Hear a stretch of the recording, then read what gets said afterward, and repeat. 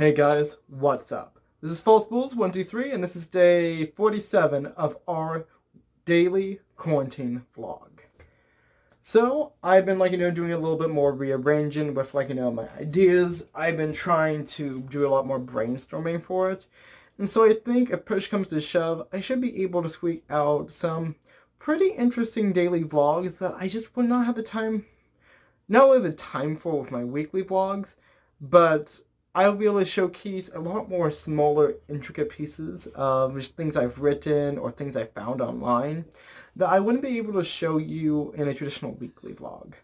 So I'm trying to, wrap my brain around, the format and do try to come up with, different things to talk about that aren't just me reliving a random story from my past or something like that.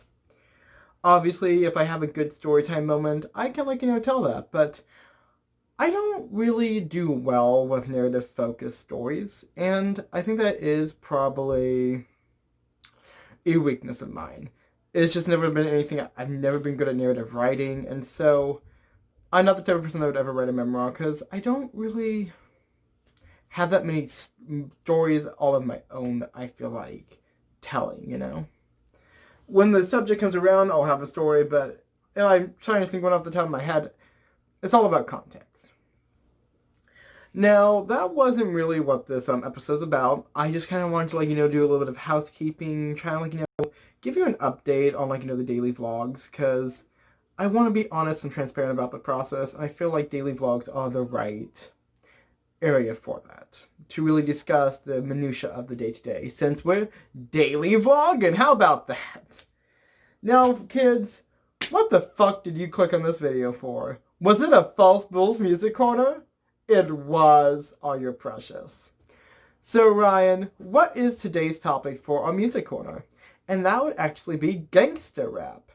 So I have been doing a little bit of rapping on my channel lately for my daily vlogs, and I thought that a really great way to tie this into our music corner would actually be to listen to some of the progenitors of really modern rap. And so I chose gangster rap.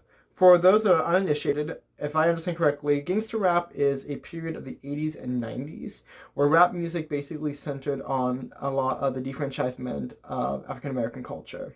So this was around the time of the Rodney King riots, of a lot of other movements during the period.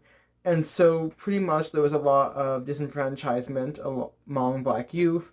And there was also, the rise of hip-hop culture and things like that, during the time period. And so that's really where gangster rap started to get its rise. It grew from a culture that dealt with things like police brutality and drug cartels and gangs. And so it not only sort of utilized some of the elements of that culture, but it also was a way of political discourse. So I always just thought gangster rap was just this really bullshit thing where people were just yeah, I fuck bitches and hustle money and do drugs, but I was actually doing a lot of research about the topic, and a lot of people consider gangster rap of a way of not only sort of describing the ills of society, but also having political, I guess, discourse and discussing sort of their viewpoints. And I think that is a really great way of considering a lot of music. Rap in general, I feel, is often used as a vehicle to express one's own experiences and tell the truth. And so I think it's really interesting that we can look at music from this cultural perspective. And so I think that is something that is really great to think about when you're actually listening to music like this. Another interesting point is looking at gangster rap from a historical musical perspective. So gangster rap is much more tied into hip-hop and the culture than a lot of more newer rap genres. So trance rap, like any of the stuff you hear today, is not very hip-hop themed, but a lot of the gangster rap stuff is very entrenched in hip-hop culture. You have your DJ, you have your MC, you have a lot of references to all these things. Another element I noticed when I was sort of listening to some of the albums was really the sense of community and the intertextuality between the albums. So I might be biased since the three rap albums I chose were all same group of people, very similar styles, and so there was obviously a continuality throughout them just because they were all in the same circle. And I apologize for background noise. My little cousin Steven sounds like he's just getting done with dinner and he's a bit cranky. Anyway, so I'm trying to think if there was anything else I wanted to mention. I'm going to get into the albums now that I listened to, and I think we can pretty much cover all the stuff there. So first up, I chose probably one of my generation's favorite celebrities besides Ruth Bader Ginsburg, and that's Snoop Doggy Dogg. I don't know much about Snoop Dogg's earlier career because I was born in 1997, so I missed a lot of the parts where he was doing the gangster stuff. Pretty much my knowledge of Snoop Doggy Dogg is that he is on a baking show with Martha Stewart, which, honestly, to this day, I just love that idea and concept, and it's great. But I listened to his debut album, Doggy Style, which I don't remember what year it came out. I do apologize for that. I do believe it was in the 1990s, though. And I enjoyed it for the most part. If I was going to give it a sort of rating, I would probably say 3 out of 5, if we're just doing a 5-point scale here. I liked it. I thought it had some interesting, music. There was a couple hits on it that I loved. But a lot of his music just really didn't resonate with me in the same way that a lot of other rappers of the era did. I love Notorious B.I.G. I really love the other 2 albums I listened to. But Snoop Dogg's style it wasn't a perfect fit for me. Though I do love him, I do love a lot of, the cameos I heard on the other albums I was listening to and stuff like that. If I'm going to describe, one thing I think is really interesting about the genre is that it's much more chill or slower than, I guess, a lot of other rap music that I'm used to. Because I'm very used to a very high-pitched, energetic, umalama dumalama use him and I'm a human, or even a lot of the chickens of like West Walk would be obnoxious by his bop back. I'm not going to want to touch up, but if it's talking to a great cup, like, can be toxic, I can do his rock, I can be rock, I can chip in the crop, pop on the bus, talk on the touch spot, I got this. I'm expecting stuff like that. But, a lot of the rap, it had a very smooth flow. It was a lot more, I guess, inventive. There's a lot more, I guess, lyrical, creativity, in my opinion. It was more about the flow and the continual amount of verse than having much more structure, like you'll see in, I guess, more newer rap songs. But I'm not describing the verse as well. One thing I thought was interesting about Snoop Dogg's style was that it was a lot more analog than I was really expecting. It used a lot of rhythm guitar and keyboard and I guess just drum set to actually have the the beat. And then they actually used a few orchestral percussion instruments, which I thought was really interesting. There was this one song I was listening to, and I don't remember which one it was, but it actually used a glockenspiel, I believe that's called. And it's this percussion instrument that you basically slam it against your palm. It has this sort of rattling sound until it rolls down. And I can't really describe the sound if you've never heard it before. But I just thought it was interesting because I recognized the percussion instrument because I used to be in concert band in high school. So I have a decent understanding of, that side of music where you had, traditional orchestral. And so I thought it was interesting that they had, that level of just style in the music.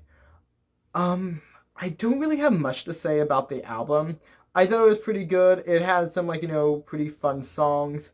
A lot of it was, so the few you got from it is that, Snoop Dogg, just, he's a chill bro. He smokes that ganja. He sips on his gin and juice. And he's just, living a life with bitches and money. And I think that's, fair enough. He has, I'm not trying to distract from him in any way, because he definitely has a very strong artistic style. And I think that, there's plenty to be said about both his musical career and him as a musician himself. And so, I like Snoop Dogg, but it just wasn't my favorite listening experience. So yeah, 3 out of 5, good, but it just didn't work for me. If I was going to recommend 2 songs from that I really loved, it was Lodi Dodi, which just has this great narrative presence, which I really enjoyed. It starts out with Snoop Dogg, getting ready for, just going outside, his morning routine. And then, this bee comes up, and she's just I want to have your baby. And he's just I am a young man, Monserie. I don't need no, honey holding me down. And it's just, it was really interesting, because it, dealt with, a lot of interesting topics. It was comedic, but also had, a very strong visual, interpretation that you could like actually see these events. I like that because the narrative style really helped me focus on the meaning of the song, and sometimes I get bogged down by like a lot of other rap music where like you're listening along, but you don't always get as strong of a visual from the lyrics. So I just love the lyricism of that one. Another favorite was Gin and Juice, which very iconic Snoop Dogg in my opinion. It's funky, it's melodic, it just has this really great vibe to it. And honestly, like the song is just vibing. Like that is the entire thing is just vibing. It's a great song. It really just gets you into this very fun, like just visual aesthetic, and it works. I love the song. I'm going to move on now just because I don't have much to say, like, about the album that I haven't already described. And let's move on to something else. Next up, I listened to Straight Outta Compton by N.W.A. And I would actually say what N.W.A. stands for, but I'm white and I don't feel comfortable saying those words. So, roast me in the comments. So, I'm trying to remember. I can't remember all of the members. I believe there was 5 of them. There was Ice Cube, Eazy-E, Dr. Dre, DJ Killer, I think. And then there was another one who I don't remember. Please don't hate me. I did not do research on it, but, like, I will edit it in because I want to pay respect. I ain't trying to, like, throw shade.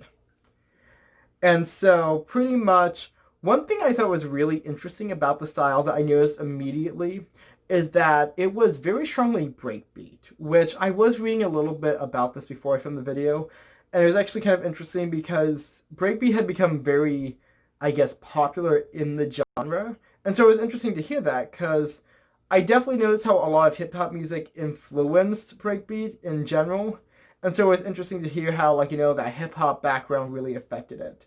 If you don't know what breakbeat is, it is essentially a form of electronica music that is very heavily inspired by sort of the DJing and scratching of hip-hop music.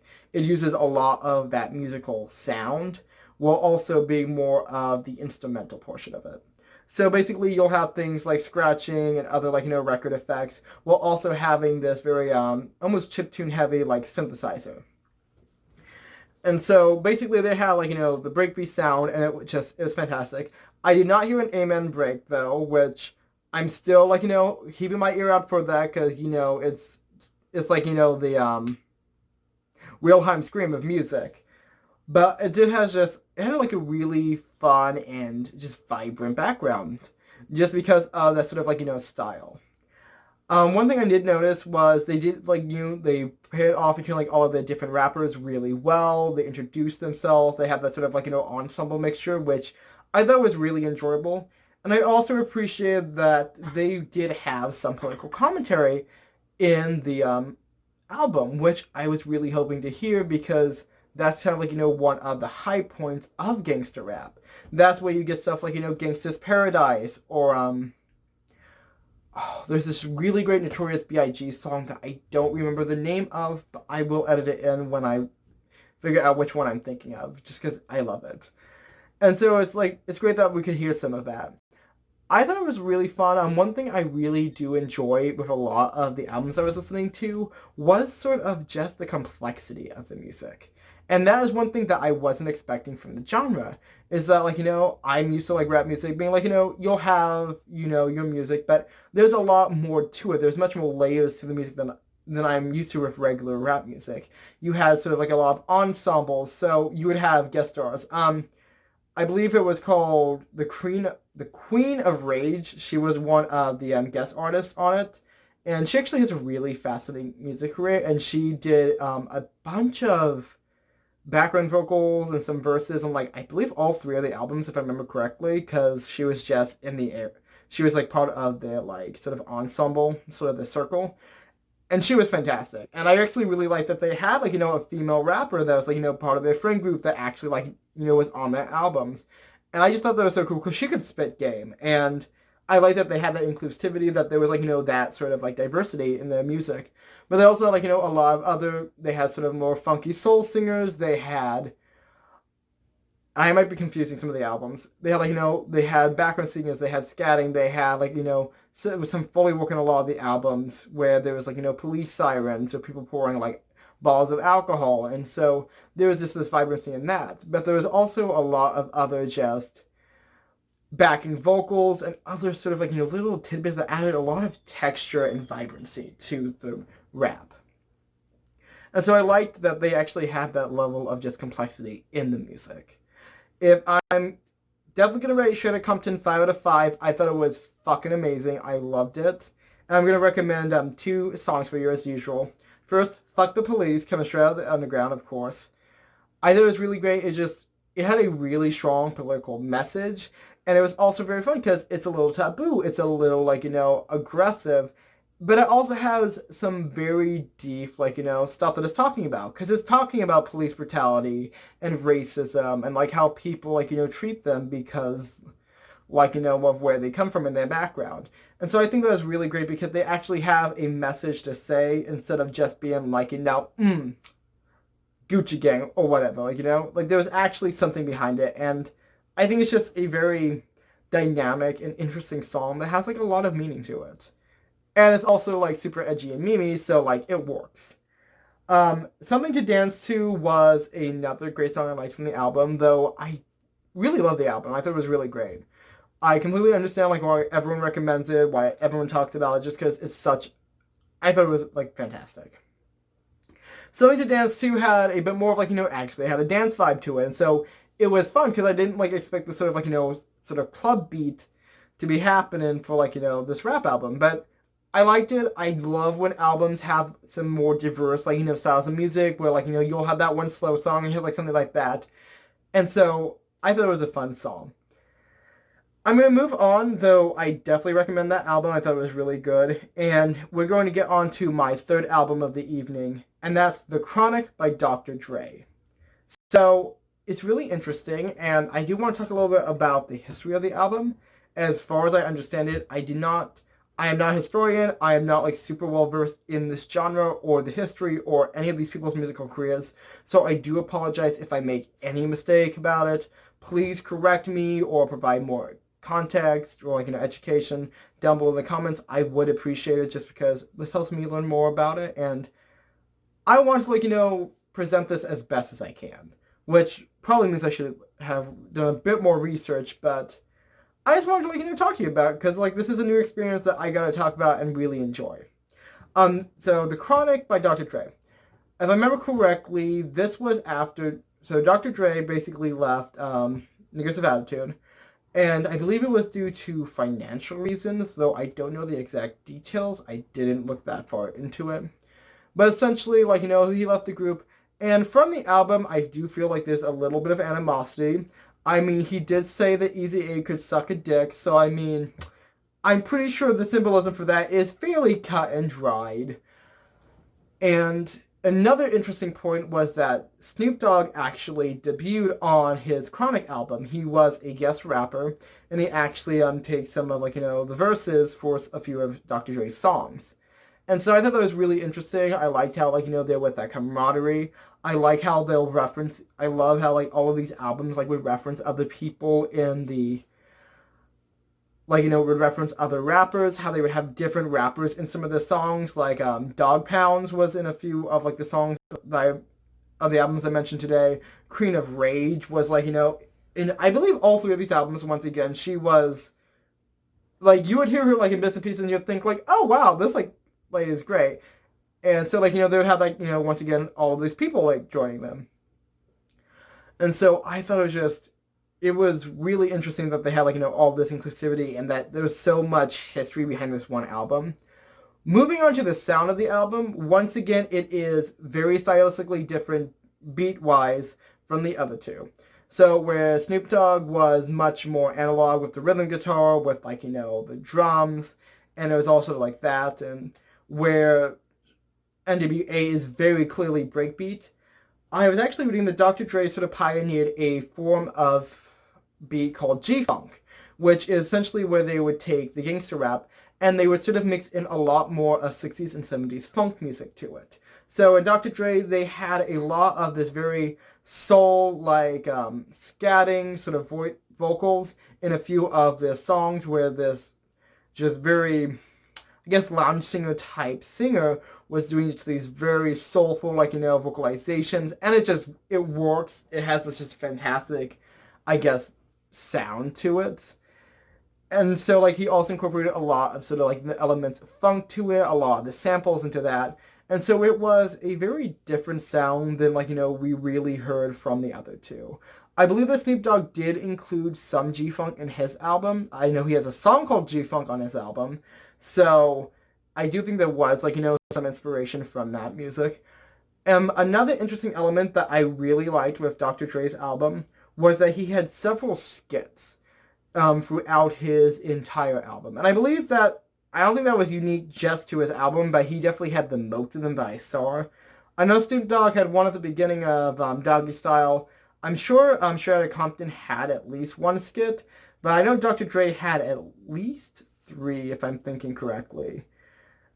Some of them weren't probably my favorite. I just felt they were a little bit too bizarre. There's one called Doctor Office, and that entire thing is just this girl being like, I got an appointment with Dr. Dre. And then the secretary is like, Dr. Dre can't see you, he fucking a bitch. And then, like, you just get this simulated banging, and I'm just like, okay, like, we get it, Dr. Dre, you get pussy, but I don't know, like, this is a little risque, at least for me, but I'm a fucking prude, so who the fuck cares? There was also, like, a few other ones that I liked it because it was such an interesting experience having this sort of very audio drama-esque type track, like, within your standard album. I thought that was really interesting that there was a lot of throughout the entire, like, genre, there was a lot of continuality between tracks in an album, so it was a much more cohesive experience than, like, a lot of other music. And I thought that was really fascinating. And so the Chronic had, like, some really, like, just stylistic music, had, like, just really fun lyrics, and I loved it. I thought it was really fun. Another really interesting component for it was clearly a lot of the drug references. So drugs are a very strong motif for gangster rap, and I feel like, that's a bit obvious if you haven't heard any of the music, but it might not be if you, like, don't know what gangster rap is, and maybe you live in a country where they don't rap. Who knows? I mean, I don't know what countries that are, because I think everyone raps these days. But hey. So, Dr. Dre, quite clearly, a lot of his drug of choice was, of course, That Good Kush. The Chronic is a reference to weed. The album cover is actually a reference to Zigzag Rappers, which I used to roll joints. And Zigzag's actually mentioned a lot. Like, it's sort of that name drop thing of, like, the era. It would be like, a pop singer from my era talking about, like, finding Molly. And so, I thought that was really interesting that they had all those references. And I thought it was, like, it was very stylistic, and I thought it was interesting. That's not the only drug that was referenced when I was listening to this music. I know, in the Shredded Compton album, they actually mentioned 8 Balls, which is, if I'm just incorrectly, a reference to Coke. I know I'm a fucking square, don't roast me, or do roast me, I don't really care. But yeah, so there's, like, a lot of references to it, and it was very interesting just to, like, have that sort of very open and very honest, like, discussion of that. Because I feel like a lot of music is very euphemistic, it's very squeaky clean. And so it's nice to have a genre that's very open and very honest about a lot of aspects of society. And I like that honesty and transparency in the music, because I think it's something that can be very raw and very real. If I'm going to kind of cut this short just because I don't feel like I'm really adding anything of value anymore, and I'm just going to hit you up with my top 2, like, recommended songs, or tracks, rather, for the album. So, Lyrical Gangbang, I thought it was really fun song. It was, like, had some great energy to it. Excuse me. Had some great energy to it. And I thought it was, like, it was a good ride. Another one was $20 Sack Pyramid. For those that don't watch American television, I guess, the Pyramid Game is a game show where people essentially have to guess a category off of a bunch of clues, and they get money for it. Oh, sorry, the reference is the $1 Million Pyramid. But 20 Sack Pyramid is essentially this parody of it, and so everyone talks in jive. I think that's the phrase. And so they're basically trying to get like a 20-pound sack of, I assume, weed. I don't know the slang that well, but I'm pretty sure it was weed. And so it was just, it was so, it was funny. It was just so well done. The Foley work was just top notch. And I'm really surprised to say that for, like, a musical album, because that's the type of thing I would expect from, like, a radio play. And it was just literally 4 minutes. It's just, you were in that room watching this telly. Somebody was just like, oh, wait, fam, it that good kush. And then they fucking won. And it's just, it was a ride. And so I thought it was such a fun album. And yeah, once again, 5 out of 5, like, I feel bad for, like, giving Snoop Doggy Dogg, like, a 3 out of 5, but it did not resonate with me. And I am sorry to the bottom of my heart that I did not, like, love it and go head over the heels for it. But the rest of the albums I actually listened to, I really enjoyed them. I thought there was so much interesting sound and style and music in it. And so I'm really glad that I took a time to just stop and really sort of dip my toe in the genre that I wasn't sure I was going to enjoy. Because I was just so used to a lot of banality that the genre had become. So it turns out you listen to that real OG and you're like, oh wait, this shit slaps. Guess how it works. And yeah, I realized at the end of the day, I am a white bitch. I'm not from the suburbs, but I'm about as, like, white as you get. So obviously, I can only see, like, this music from, like, an outsider's perspective. But I really enjoy, like, the music from, like, I guess, a historical and from a musical perspective. And I thought it had just a great amount of value to it. So I'm really glad that I was able to experience it and listen to it and just consume it as a form of media in general. I think that as it goes, it's really great to try new styles of music, to try different genres of music, especially when they have a very important cultural or societal impact, or that, like, they're entrenched in a sort of culture of society. Because that allows you to experience or at least comprehend that society in at least a very small way, by allowing you to at least see their sort of artistic endeavors and their forms of expression. I think that's really great. I think that's really what makes art, is that art is intangibly tied to things like society and culture. Whether you're looking at, like, Chicano murals, or just, I guess, like, Cubism, or like any of these other things, there's just something that's so unique and vibrant that represents the cultures where people come from. And so I think that's just something that's great about, like, just art in general, art and music and all that bullshit. Anyway, guys, this is getting a little maudlin. This is getting a little bit like, drunk philosophy, and I don't want it to go there because I don't like wasting your time. This is a really fun, I hate saying experiment because that makes me feel like I'm trivializing or exotifying, like, the music, but I thought it was a really fun experience. It let me, like, really step out of my comfort zone, listen to something new, and I really enjoyed, like, the attempt. If you like these types of videos, let me know. As series goes, I really love doing music corners just because it gives me a chance to listen to music, and it gives me the opportunity to listen to music. And so I'm always down because I love music. If you've met me in person, you would know I'm very, like, I listen to a fuck ton of artists.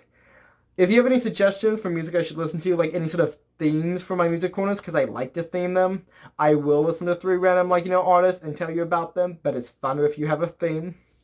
Let me know down below in the comments. Do let me know if you have any, like, opinions about, like, the things we discussed today, what your favorite album, if you disagree on my ratings or my interpretations, or if you just want to tell me that I'm, like, a appropriative piece of shit and that I don't know shit about dick. Let me know down below, because I want to hear from you. Even if you're saying something mean to me, I'm okay with that, because there's no, what's the phrase? There's no such thing as bad press. Anyway, guys, as always, you can like, comment, and subscribe, and I will totally let you do that, don't worry.